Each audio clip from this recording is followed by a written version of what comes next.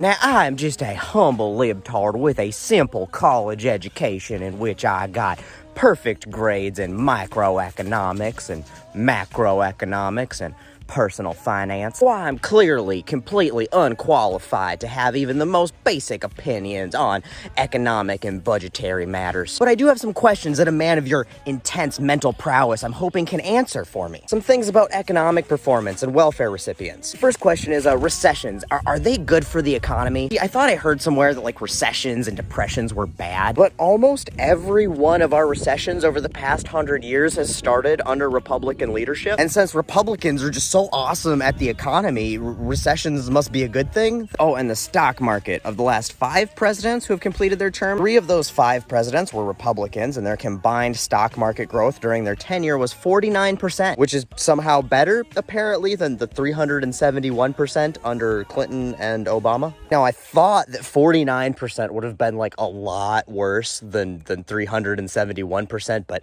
I was never very good at math. Also, economic growth, GDP, that should be small every year, right? The smaller, the better. That's why Democrats who are really bad at the economy have overseen the biggest economic growth in the past century. And the 3 presidents who presided over the smallest economic growth were all Republicans. Can you remind my simple brain again why less economic growth is better than more economic growth? Is the economy like golf? We're just going for the lowest score? Also, with all of that fast economic growth that's bad comes more jobs. So less jobs means more good, right? Because the 6 presidents with the most job growth in U.S. history, all Democrats. And that's bad, obviously, because Democrats don't understand the economy. It would make sense then, because the 4 presidents with the lowest job growth, all Republicans. In fact, Trump is the only president since Hoover to lose more jobs than he created. So is that good because we're trying to run the country on a lean workforce? You know, I hear like for Fortune 500 companies, that's good for shareholders, which also must mean that more unemployment is better. Because with all that stupid GDP growth and job creation,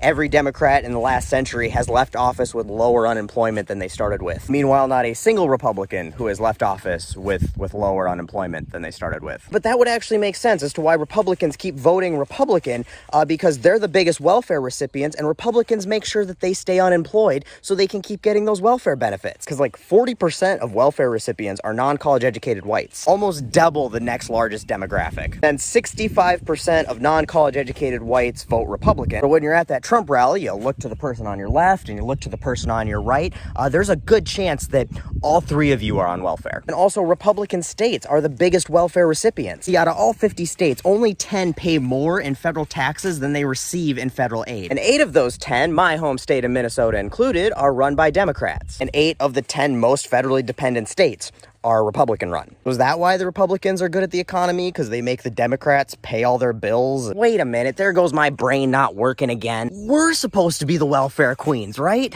Oh, I think I got this one. I always thought welfare queen was the people getting the welfare, but I was mistaken, right? Welfare queen's like a sugar mama, like we are your sugar mama for welfare. Even a simple guy like me can get it every once in a while. One more question, because this was all about the deficit and the debt ceiling, right? That's how this conversation got started. Reagan, who's like the patron saint of Republicans, right? And invented that economic policy that's going to trickle all over our faces any day now. I know it's been over 4 decades, but any day it's going to trickle all the fuck over you. Just wait and see. Yeah, so that guy who's so fiscally responsible took a $79 billion deficit and doubled it. And then H.W., his vice president, became president immediately after him and added another $100 billion to the deficit. And Clinton, that big liberal spender, added a whopping negative $20 billion. And then Baby Bush leaves office like, 1.4 trillion, high score. Obama managed to slash that deficit by nearly 2/3. But it was all for naught, because Trump then showed up on his Adderall and Diet Coke bender and was like, $3.1 trillion.